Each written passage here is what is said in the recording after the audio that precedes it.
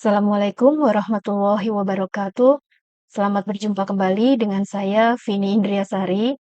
Kali ini saya akan memberikan tutorial tentang map layout.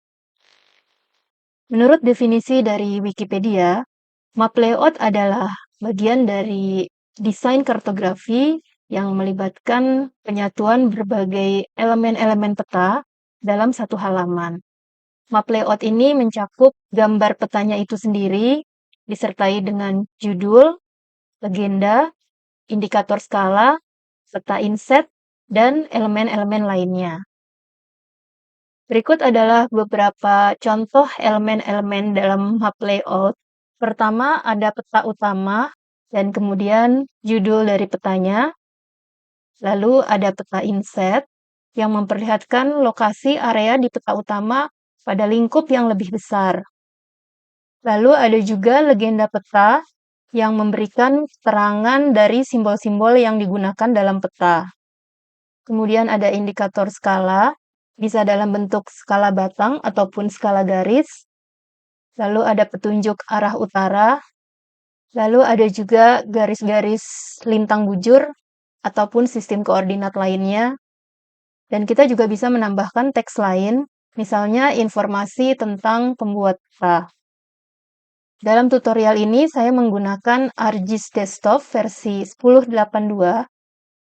Untuk mengikuti tutorial ini, silahkan Anda mendownload tutorial data pada link yang ada di deskripsi. Pada bagian ini kita akan membuat peta utama, yaitu peta topografi Kabupaten dan Kota Bandung. Silakan Anda membuka aplikasi ArcMap, lalu klik Add Data, lalu pada folder Map Layout yang telah Anda download, masuk ke folder topografi, dan kemudian masukkan semua data yang ada di folder topografi. Klik No jika muncul pesan untuk membuat piramid untuk data raster Jawa Elef.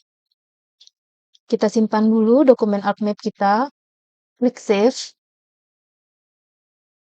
Lalu saya akan menyimpannya di folder Map Layout.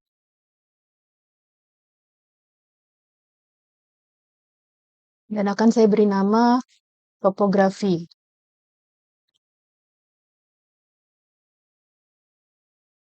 Buka tabel atribut layer kabupaten. Kemudian kita pilih Kabupaten Bandung. Lalu kita cari ke bawah Kota Bandung. Kita tekan Ctrl Select.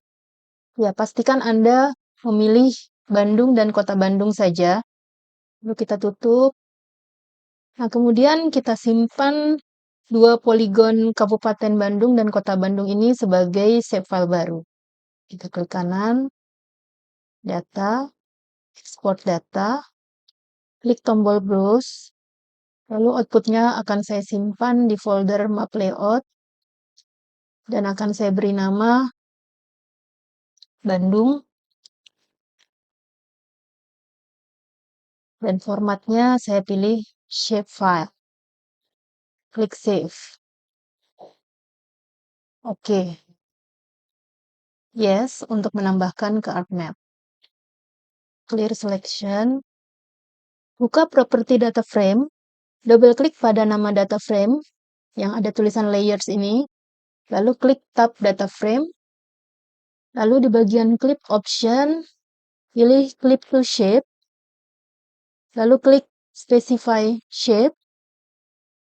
Pilih outline of features. Dan layernya kita ambil dari layer Bandung.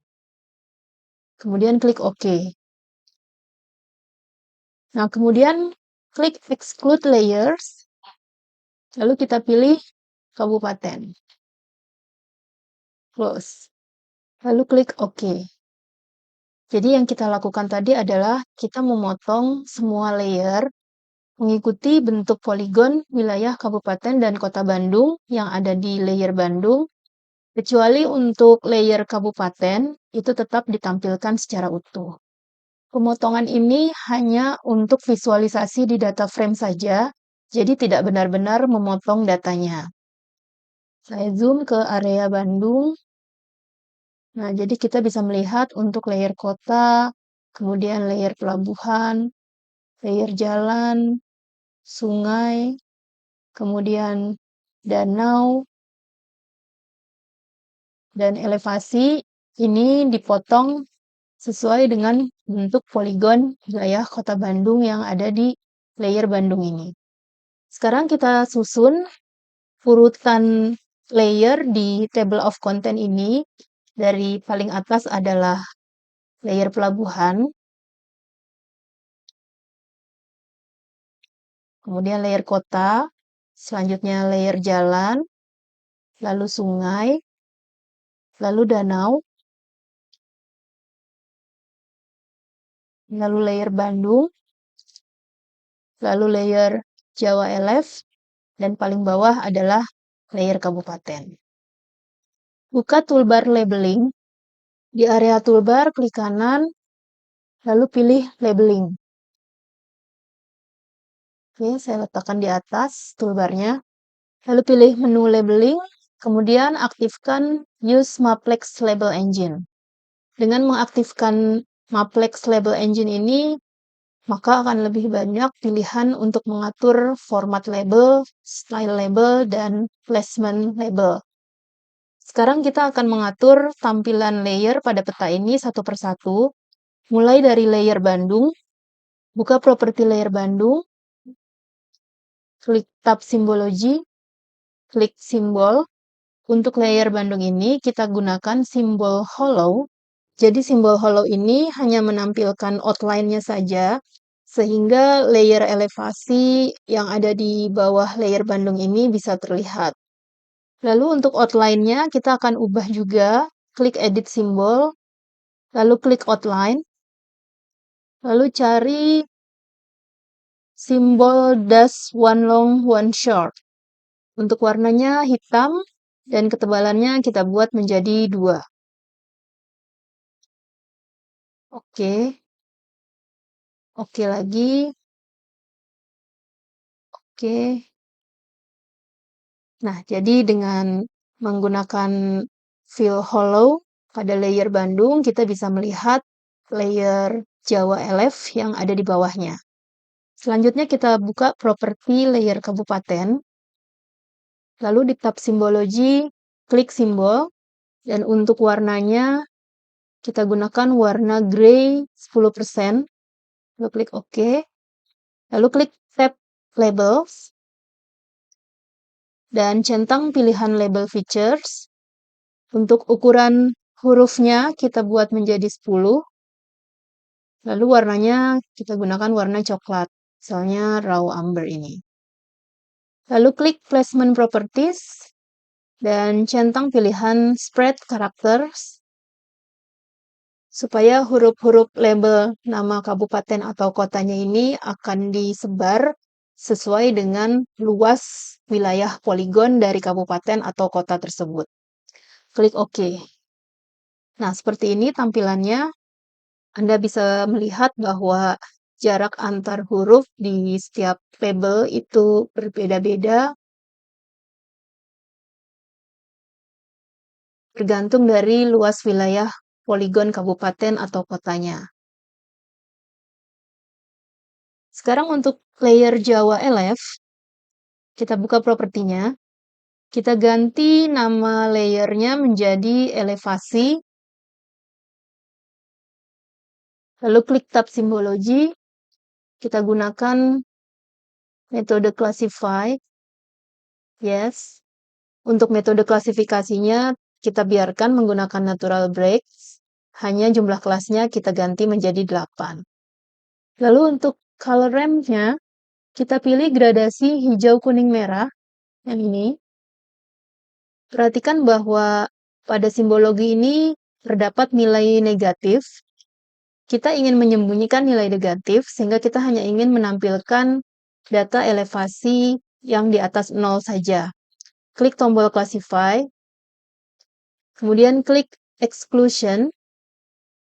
Nah, di sini kita bisa menerapkan nilai-nilai atau rentang nilai yang tidak ingin kita tampilkan pada simbologi layer ini. Kita lihat bahwa nilai minimum dari layer ini adalah -13. Jadi kita buat rentang nilai yang ingin disembunyikan, misalnya dari -14 sampai 0. Kemudian klik OK. Klik OK lagi. Nah, sekarang nilai negatifnya sudah tidak ada.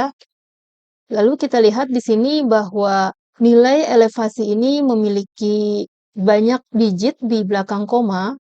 Misalnya kita tidak ingin menampilkan digit di belakang komanya, melainkan kita hanya ingin menampilkan integernya saja.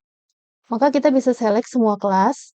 Anda klik pada simbolnya ini, kemudian tekan Shift dan klik lagi di simbol yang paling bawah untuk menselect semua kelas. Kemudian klik kanan, pilih Format Labels. Nah, pilih Number of Decimal Place. Lalu ini kita buat menjadi 0. Klik OK. Oke, label nilai ketinggiannya sekarang sudah tidak lagi mengandung digit di belakang koma, melainkan hanya integernya saja. Kita klik OK. Nah, kemudian kalau saya zoom, maka terlihat di sini bahwa raster elevasi ini terlihat kasar karena resolusi spasialnya cukup rendah, sehingga kita bisa melihat bentuk grid dari piksel-piksel yang menyusun raster elevasi ini. Nah, supaya raster elevasi ini terlihat lebih halus, kita bisa menerapkan resample untuk displaynya. Silakan Anda buka lagi properti layer elevasi, lalu klik display, lalu untuk pilihan resample during display, ubah menjadi menggunakan bilinear interpolation. Karena raster elevasi ini merupakan data kontinu, sehingga untuk metode resample yang tepat digunakan adalah bilinear interpolation, bukan nearest neighbor. Klik OK. Nah, sekarang raster elevasinya sudah terlihat lebih halus, walaupun resolusi spasial dari datanya sebenarnya cukup rendah. Klik Save. Selanjutnya kita akan mengatur tampilan layer danau. Kita buka properti layer danau, kemudian klik tab simbol. Untuk simbolnya kita gunakan simbol lake. Oke. Lalu klik tab labels. Kita nyalakan pilihan untuk menampilkan label. Lalu klik label styles. Nah, di sini kita akan menggunakan predefined style untuk menampilkan label sungai. Kita pilih menggunakan style river. Klik OK. Lalu klik placement properties. Pastikan di sini terpilih regular placement dan pastikan pilihan My Place Label Outside Polygon Boundary ini tercentang supaya labelnya boleh ditempatkan di luar dari poligonnya.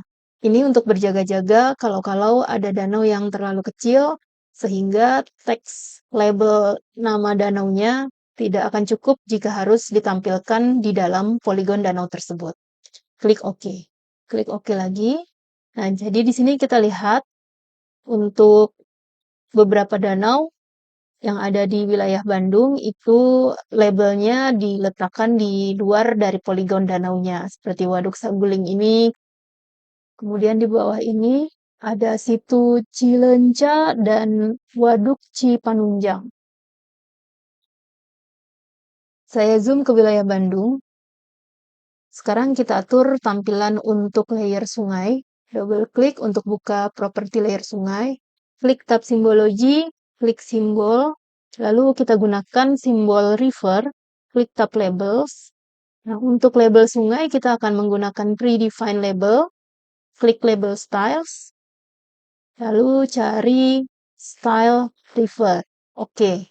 Lalu untuk placementnya, klik placement properties, kita pilih menggunakan river placement. Klik OK. Kita centang untuk menyalakan labelnya, klik OK.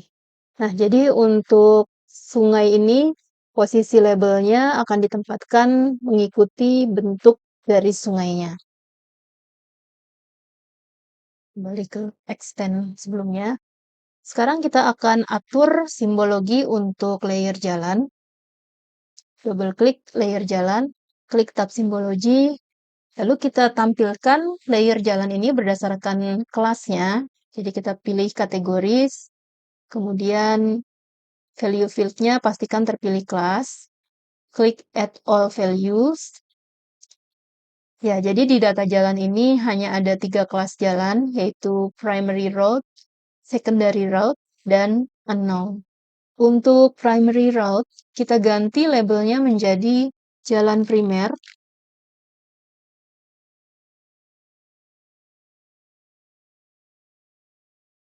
Lalu untuk secondary road, kita ganti menjadi jalan sekunder.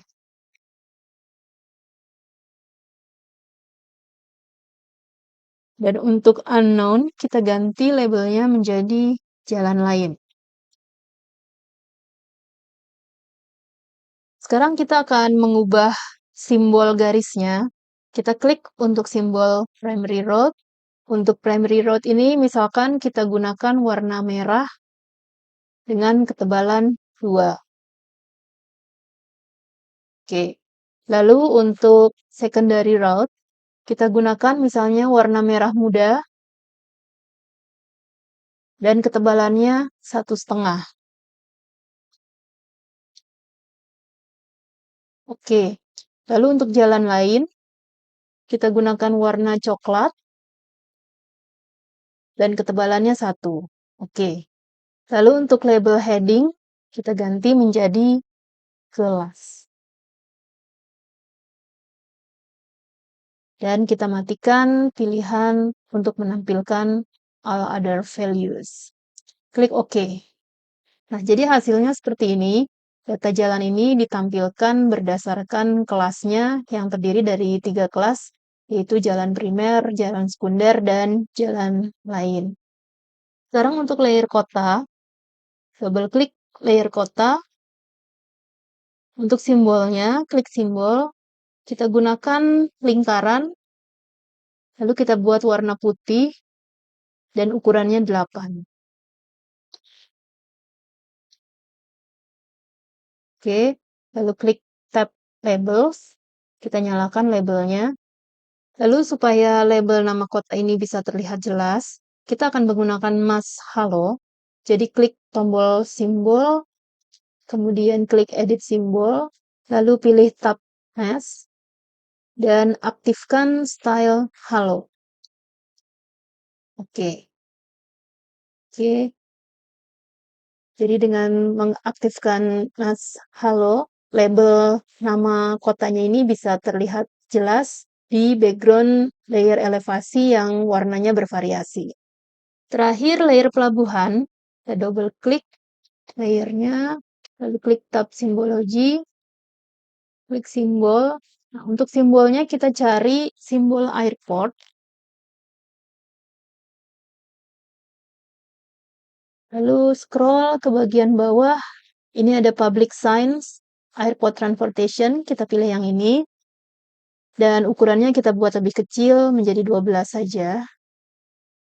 Oke. Sekarang untuk labelnya, nyalakan label.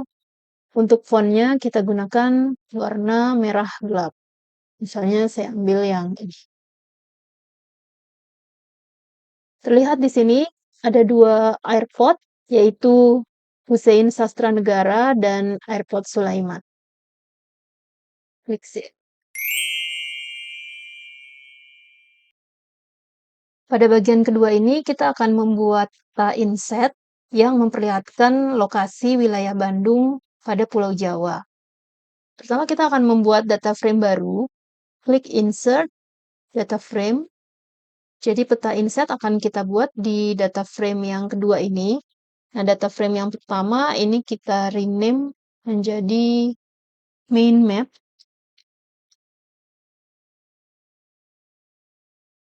Lalu untuk data frame yang kedua, kita rename menjadi inset map. Untuk berpindah ke suatu data frame, kita bisa klik kanan ke nama data frame-nya, lalu klik activate. Ya, jadi ini saya kembali lagi ke data frame yang pertama. Sekarang saya akan kembali ke data frame yang inset map. Kita drag layer kabupaten dan juga layer Bandung dari data frame yang pertama ke data frame inset map ini. Kemudian saya akan mengubah simbologi untuk layer Bandung ini. Klik tab simbologi, klik tab simbol. supaya wilayah Bandung ini terlihat menyolok di antara kabupaten-kabupaten yang ada di Pulau Jawa, maka saya akan menggunakan warna kuning. Oke. Lalu untuk layer kabupaten, saya akan membuat warnanya menjadi putih.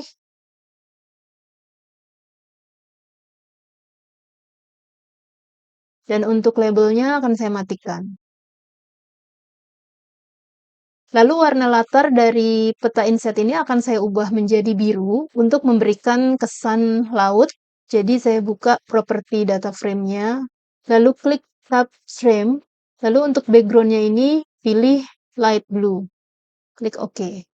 Oke, peta insetnya sudah selesai. Saya klik save. Setelah kita memiliki peta utama dan peta inset, sekarang kita akan membuat peta yang siap cetak, lengkap dengan judul, legenda, skala, arah kompas, dan nama pembuat peta. Kita berpindah ke layout view, jadi Anda klik di kiri bawah, ini ada data view dan layout view. Sekarang kita di data view, kita pindah ke layout view. Toolbar layout ini akan saya letakkan di atas. Ya, jadi Anda lihat di toolbar layout ini juga ada tombol untuk zoom dan pan. Ini untuk zoom dan panning ke halaman layoutnya. Jadi misalkan saya ingin memperbesar area di halaman layout ini, saya bisa menggunakan zoom yang ada di sini. Demikian juga untuk pan-nya. Lalu ini zoom whole page. Nah, tapi kalau kita ingin memperbesar peta di dalam data frame-nya ini, maka kita gunakan tombol zoom yang ada di toolbar tools ini. Misalkan saya zoom peta inset ini seperti ini. Dan pen-nya juga. Pertama, kita atur dulu ukuran kertas untuk mencetak peta ini. Klik File, pilih Page and Print Setup.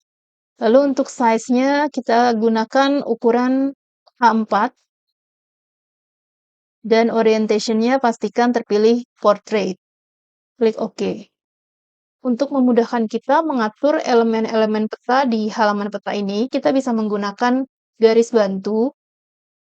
Saya zoom ke sebagian area. Nah, jadi untuk membuat garis bantu, Anda bisa klik di area penggaris ini. Nah, kalau kita klik, maka akan muncul garis berwarna biru ini. Ini bisa kita geser. Lalu saya klik lagi di sini. Nah, ini bisa saya geser, misalnya agak ke bawah. Kalau kita ingin menghapus garis bantu ini, kita bisa klik kanan di garis bantunya, lalu pilih Clear Guide. Atau bisa juga kita buat, lalu kita drag ke sembarang tempat, dan dia akan menghilang. Saya zoom ke whole page. Saya akan membuat 4 garis bantu di kiri, kanan, atas, dan bawah. Nah, lalu peta utama ini akan saya atur supaya mengikuti batas garis bantunya ini.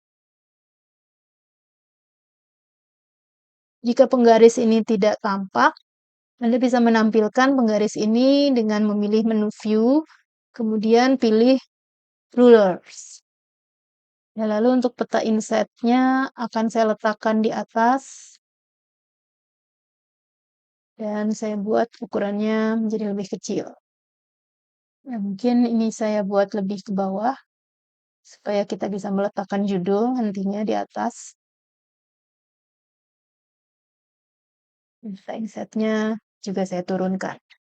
Nah, kemudian saya atur supaya peta utama ini memperlihatkan seluruh wilayah Bandung. Jadi di layer Bandungnya tinggal saya klik zoom to layer. Oke. Nah, sedangkan untuk insetnya, saya zoom ke peta inset. Ini saya ingin menampilkan wilayah Bandung pada extend bagian barat Pulau Jawa. Ini mungkin saya buat lebih kecil sedikit. Ya, sepertinya sudah cukup. Selanjutnya saya akan menambahkan judul peta, klik Insert, kemudian pilih Title. Untuk judulnya saya masukkan peta topografi Kabupaten dan Kota Bandung. Oke. Nah, judul ini sudah benar, lokasinya ingin saya letakkan di atas. Selanjutnya saya akan membuat legenda peta. Jadi karena di sini ada 2 peta dari 2 data frame, setiap data frame itu memiliki legenda sendiri.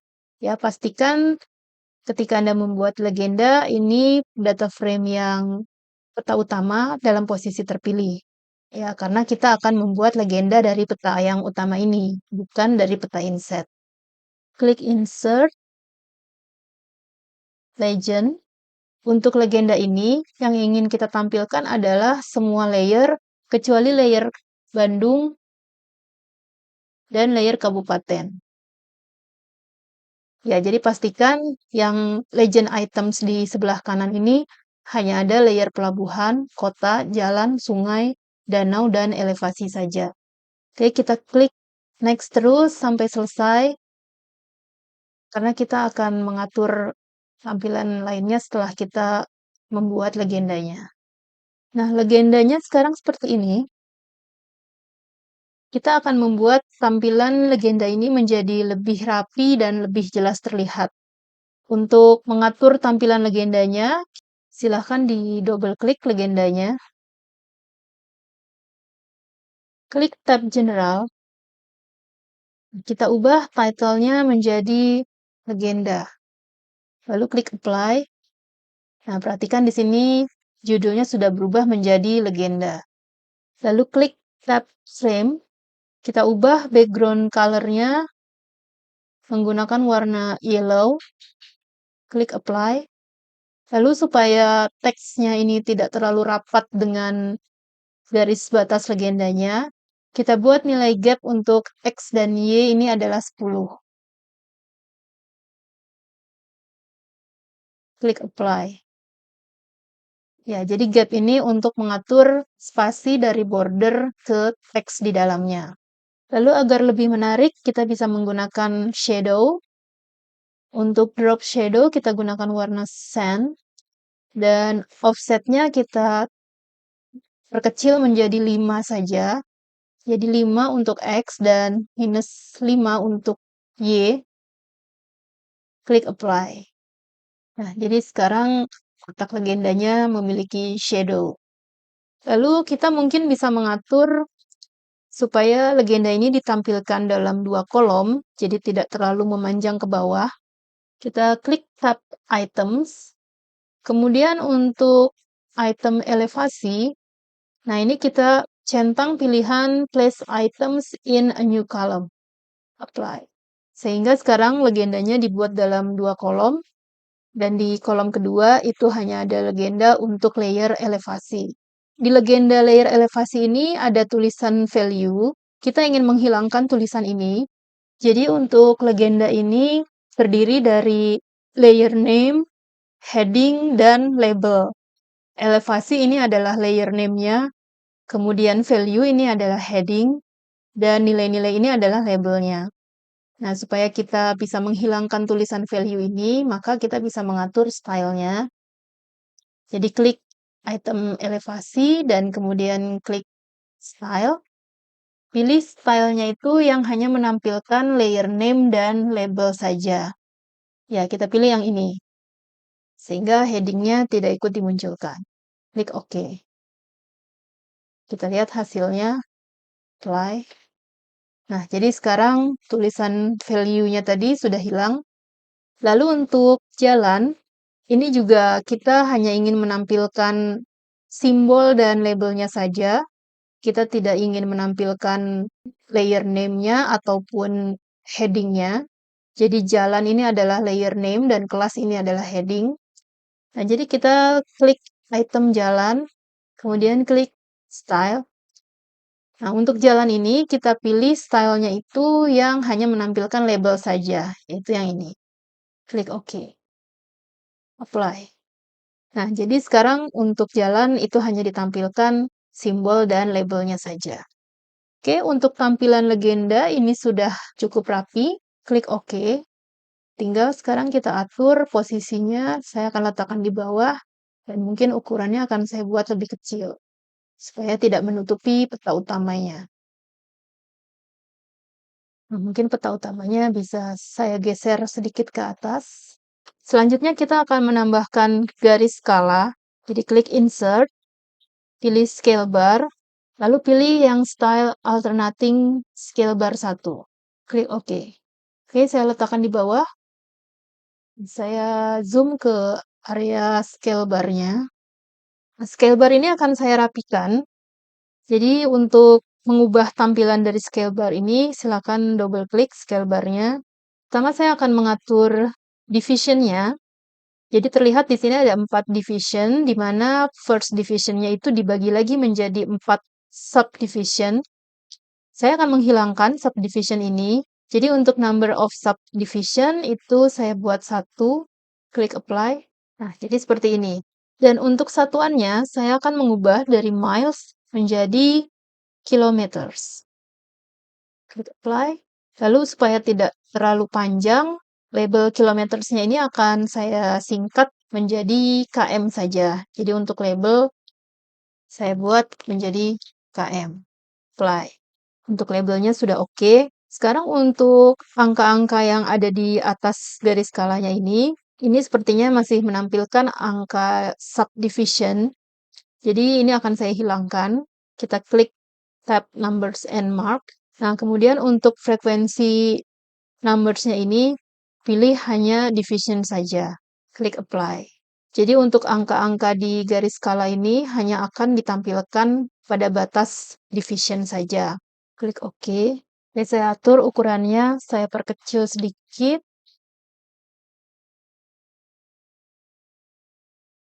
Sampai di sini terlihat angkanya yang muncul itu adalah kelipatan 7 ya.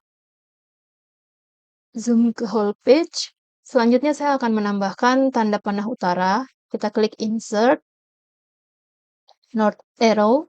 Nah, di sini saya akan memilih Esri North 7. Oke, lalu akan saya letakkan di atas garis skala. Nah, mungkin ukurannya saya perbesar sedikit. Kemudian saya ingin menampilkan garis-garis lintang bujur pada peta utama.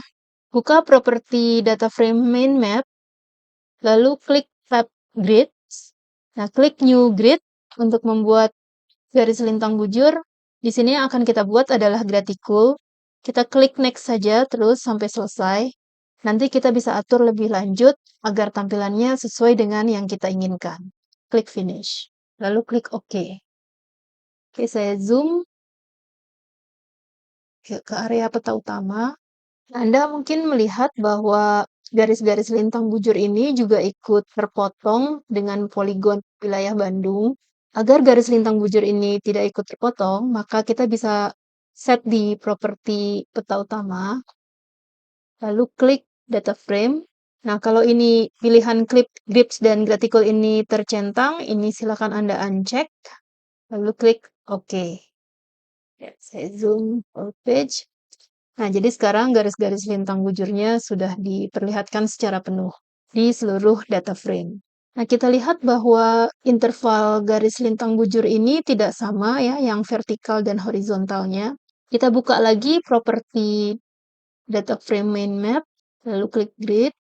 Nah, sekarang kita akan mengatur supaya tampilan garis-garis lintang bujur ini sesuai dengan yang kita inginkan.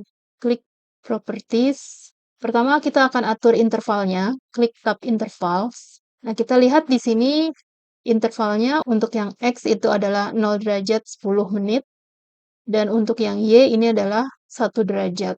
Jadi memang interval yang Y-nya ini lebih lebar dibanding yang X. Kita buat yang Y ini supaya sama dengan yang X. Ya, jadi kita ubah menjadi 0 derajat 10 menit juga.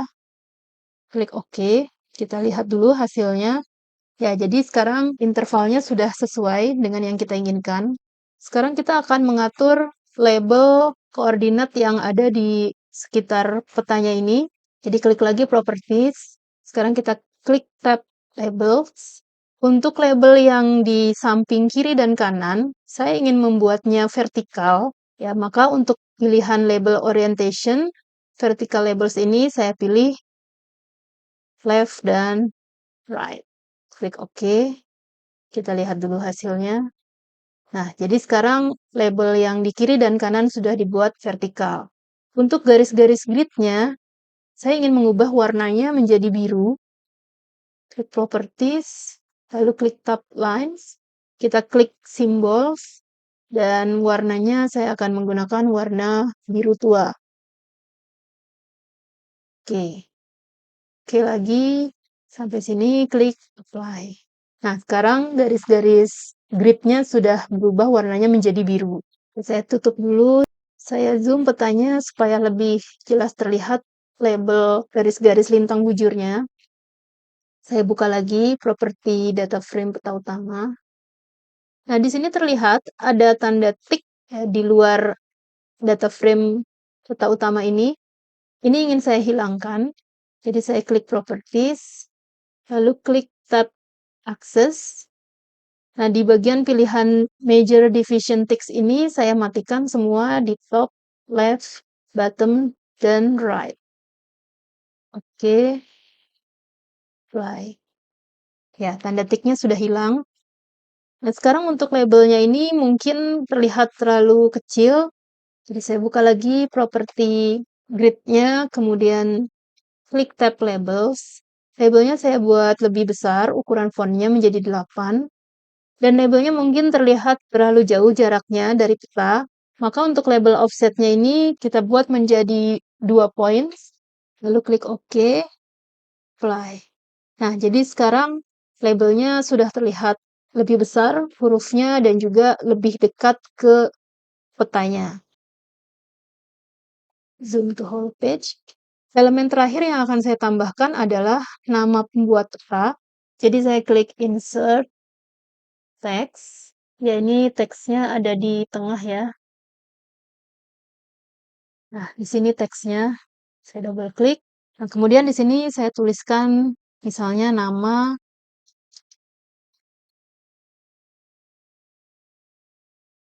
lalu NIM,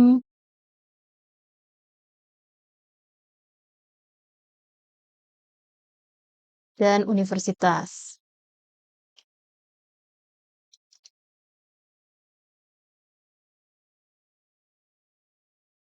Ya, mungkin fontnya saya buat lebih kecil, size 9. Oke, klik OK. Zoom to whole page. Ya, nama pembuat petanya ini akan saya letakkan di paling bawah. Saya zoom lagi. Nah, supaya tulisan nama ini bisa lebih jelas terlihat, saya bisa menempatkan tulisan ini di dalam kotak berwarna putih. Untuk membuat kotak tersebut, klik area toolbar, lalu kita buka toolbar Draw. Kita bisa menggambar beberapa bentuk, ya saya akan membuat rectangle. Jadi saya buat di sini, seperti ini.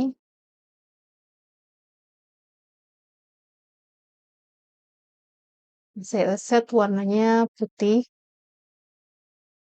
Nah, lalu untuk teksnya, ini saya tempatkan ke depan. Bring to front. Oke. Jadi untuk teksnya saya tempatkan di atas kotak putih ini. Lalu saya akan menambahkan logo. Kita klik Insert, Picture, lalu masuk ke folder gambar. Nah, di situ ada gambar logo ITB. Ya, saya masukkan di sini, kemudian saya atur ukurannya. Saya perkecil. Saya sesuaikan lagi ukuran kotak latarnya.